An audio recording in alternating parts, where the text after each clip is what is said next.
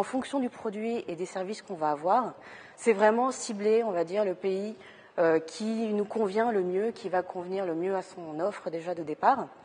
Sachant que, voilà, donc il y a plusieurs choses à observer, c'est-à-dire niveau de développement du pays en question, au niveau de la consommation, etc. Puis évidemment l'environnement réglementaire qui est très important et qui est très très différent de pays en pays, puisque vous avez des pays à économie, on va dire, de marché, et puis des pays à économie planifiée de type Chine, Vietnam, etc.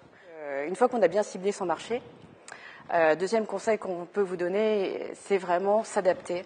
Donc s'adapter dans le grand sens, on va dire, du terme, c'est-à-dire adapter son offre, évidemment, mais également adapter son comportement, sa communication et évidemment, on va dire, le fonctionnement de son entreprise. On ne vend pas la même chose aux clients français qu'on va vendre aux clients asiatiques.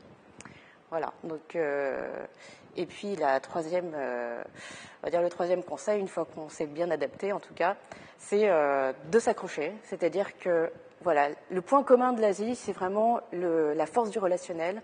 Donc, il faut construire la relation, il faut construire et établir de la confiance. Et ça se fait pas du jour au lendemain. Donc, c'est vraiment y retourner, les contacter régulièrement, les former et puis les encourager justement à faire la promotion de vos produits. Voilà, sachant qu'après, c'est très paradoxal puisqu'on met du temps à construire la relation, mais en même temps, sur certains pays, on va vouloir que vous soyez très très réactifs. Typiquement, le Japon, la Corée du Sud, on va vous demander des informations et avoir la réponse, si possible, dans les 5 minutes qui suivent.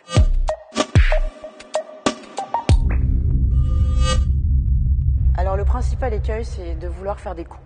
Donc, de faire un one-shot. Là, ça passe extrêmement mal.